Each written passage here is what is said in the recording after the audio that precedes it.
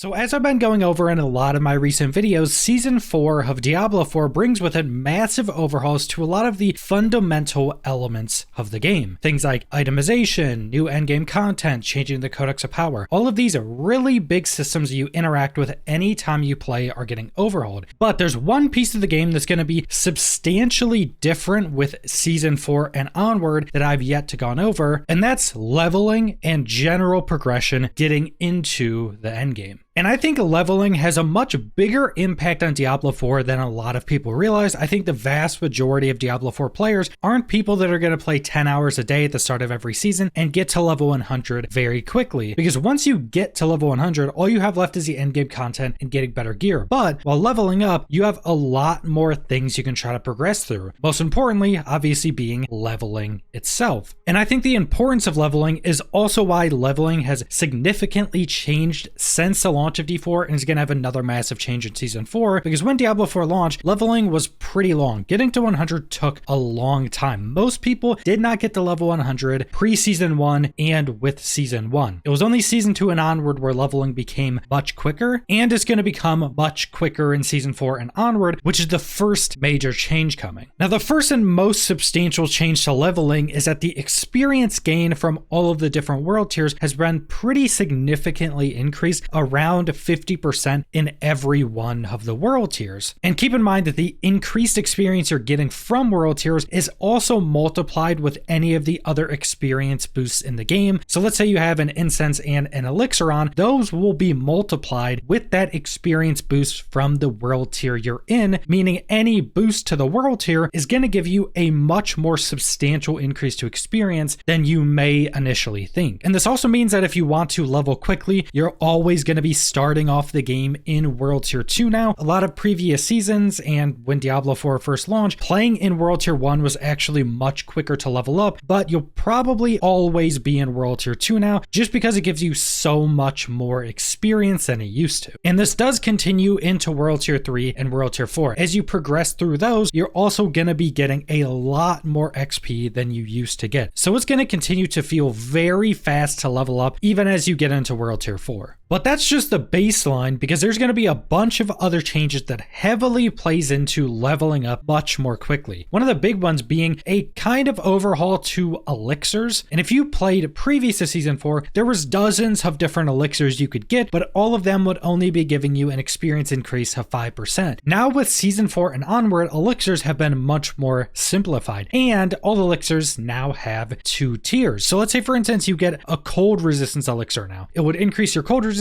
by 20% and give you a 5% experience increase. But that would be Cold Elixir 1, because now every potion has a tier 2, so Cold Elixir 2 would give you cold resistance increase by 30%, but then you would also have an increase to experience by 8% instead of 5, because previous to Season 4, all of your elixirs would only be 5%. And keep in mind, 8% doesn't sound like much, but when you realize it's multiplicative with the world tier experience buff, this is a much bigger increase than it sounds like. And just from playing some of the PTR, it seems like you are actually getting more elixir drops just from doing random content pretty much anywhere in the game. And they heavily simplified the resources you actually need to craft elixirs. So you're going to have access to a lot more elixirs to be able to keep them up 100% of the time. And now you have the possibility of getting better elixirs that give you even more experience. And then kind of tying into that, there's a smaller change that may have an impact while you're leveling up some characters, in that you can now get unique items in the lower world tier. So World Tier 1 and World Tier 2, you can start to get some unique items. And then in World Tier 3, every unique in the game you can get in World Tier 3 now. Because previously you could only get unique items in World Tier 3 and some unique items only in World Tier 4. And likewise, once you start to face level 55 enemies, you also have the exceedingly low chance to get an uber unique now, which, even though this probably won't happen to you very often, it may happen to you in a season, and that would be a pretty substantial increase into how quickly you could actually level up from getting that item. Now, another one of the substantial leveling changes is a pretty big overhaul to one of the gameplay systems, being Hell Tides. Because now with Season 4, Hell Tides are going to appear in World Tier 1 and World Tier 2. Previously, it was only World Tier 3 and 4, so you'd only be doing these once you got a bit into the endgame. But now you could be level 1 and go directly to a Hell Tide and start leveling up through that. That being tied with the Hell Tide overhauls actually makes Hell Tides one of the the best ways and potentially the best way to level up in Season 4, because Helltides have basically had all of the elements of Season 2 Blood Harvest added into Helltides. So now there's a lot more enemies, there's a lot more density of enemies and elites, there's random events that pop up everywhere, like big hellworms popping up and spewing out tons of enemies at you, including tons of different elites. There are going to be much more smaller interactable events throughout the world, like killing a totem that will spawn some elites, which will just give you more enemies to kill, give you a lot more experience. And then you also have the new threat meter, where killing enemies builds up this threat meter on you. When the threat meter is filled, it spawns a bunch of waves of enemies, including a ton of elites on you. Once that meter is completely emptied, a pretty difficult mini boss will spawn that'll drop you tons of loot, and presumably while leveling up, going through this gauntlet and killing this mini boss at the end will give you quite a lot of experience. It's just massively increasing the amount of enemies that are around you and that you can very easily kill for more experience. And then because of the massively increased density, all these enemies spawning on you because of the threat meter, you're going to be getting a lot more cinders to open up a lot more of the loot chests in Helltides. Every one of those you open up gives you a lot of experience. Then you'll also have Whisper objectives in the Helltides that you can complete. Then you can go get your turn-ins at the Tree of Whisper, which also gives you a massive amount of experience. So you're double dipping in objectives and just gaining of experience while in Helltides. That's going to allow you to level up even quicker. Then you also have the new currency that allows you to summon the massive boss in the middle of Helltides, where you have to face a bunch of waves of enemies, including tons of elites. Then the big boss will spawn. That will be giving you a lot of experience because there's so many enemies around. This is also an open world event, so there'll probably be a bunch of other players partaking in this big boss event. So that will give you even more experience because there's more players. You guys are usually able to kill things quicker. So all of these different elements combined are just going to make leveling up much quicker, especially in Helltides. And also another smaller gameplay element that I think a lot of people overlook when talking about leveling up in the open world of Diablo 4, especially areas that a lot of other players are going to be in, is that when other players are in the same instances as you, even if you're not right next to them, you can still be getting a lot of experience from enemies they're killing. I'm sure everybody has been in a Helltide where you're just killing enemies and you've seen other players walking around you, and then you just hop on your horse and start boosting around and you'll randomly find a bunch of cinders in a bunch of different areas in the Helltide. This is because there are other players in your vicinity killing things. You're getting the experience and you're getting the loot from the enemies they're killing because of the shared experience and shared loot drops of being in an open world game. And that same thing is going to happen a lot while you're leveling up. There's going to be players in your general area or in that side of the Helltide, and they'll be killing things and you'll be getting that experience as well. And that can actually massively increase the amount of experience you're able to get. And there's even the possibility of crazier leveling while in Helltides with Season 4, because we've gotten some data mined information for the Season 4 theme. And the most interesting part of this is a new elixir called the Profane Mind Cage, which has been data mined and players have been able to obtain this on the PTR. And this elixir lasts for 60 minutes. It increases the Helltide monster level by 10 and increases the cinder drop rate and threat gain. And it's also mentioned on this item that monsters in World Tier 1 and 2 are capped at level 50. And this specifically being mentioned kind of tells me that you'll be able to obtain this new elixir even when you're low level. So first off, increasing the monster level by 10 could be a negative thing for leveling up because monsters could just be too difficult to defeat. But if you're strong enough, this could actually be better because you're going to be getting more experience for every one of those levels that the monsters are higher than you. So it'll be giving you some increased experience in that way. But getting increased cinder drop rate and threat gain will both pretty heavily increase your experience if you're strong enough to kill enemies at a decent pace, because increased cinder drop rate means you can open more chests. Chests give you a big chunk of experience, and threat gain plays into basically every other experience gaining element in Helltides. You're killing enemies, you're gaining threat, which builds up the meter, which will then spawn a big event on you that spawns tons of waves of enemies. That gives you a bunch of experience. The mini boss at the end can also drop the boss summoning material for Helltides, so you can get one of these hearts to go help summon the big boss that spawns another event that spawns tons of waves of enemies. So this elixir can just buff up pretty much every way you're going to be gaining experience in Helltides. So if this elixir is actually part of the season theme of Diablo 4, Helltides are absolutely gonna be the best way to level up, at least in Season 4. And everything I've gone over in this video so far is looking through the lens of leveling up your main character, because in season 4 and onward, leveling up alts is going to be much quicker than it was previous season. Not only just because leveling is going to be much quicker, but you're going to have access to a few things that'll massively increase your power. And the main piece of this being the overhaul to the Codex of Power. So now all of the legendary aspects in the game are in the Codex of Power, and just salvaging any items that have a higher roll of an aspect will now just be saved into the Codex, and you can permanently add as many of those aspects to as many pieces of gear as you want. But the Codex of Power is shared between all of your characters. So let's say you go level up a character to level 100 and you max out all of the legendary aspects for that class. Well, there are a ton of general use aspects that alts could also use. So now you go create a new level 1 character, and now you'll have max rolled legendary aspects in your codex that you can go put on all of the gear of your new character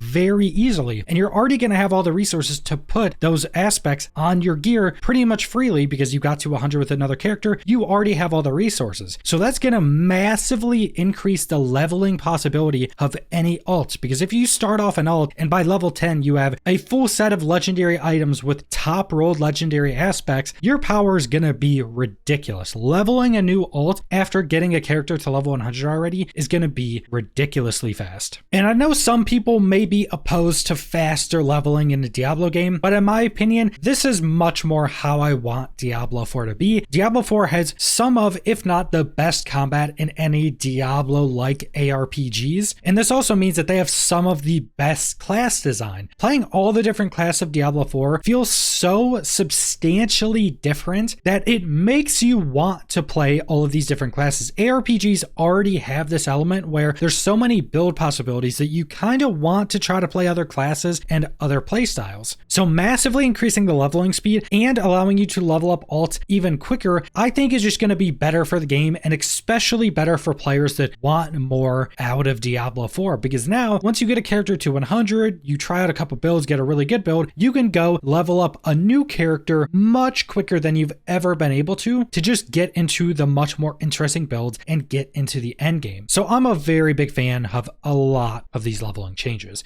but that's all I want to go over. So thanks for watching.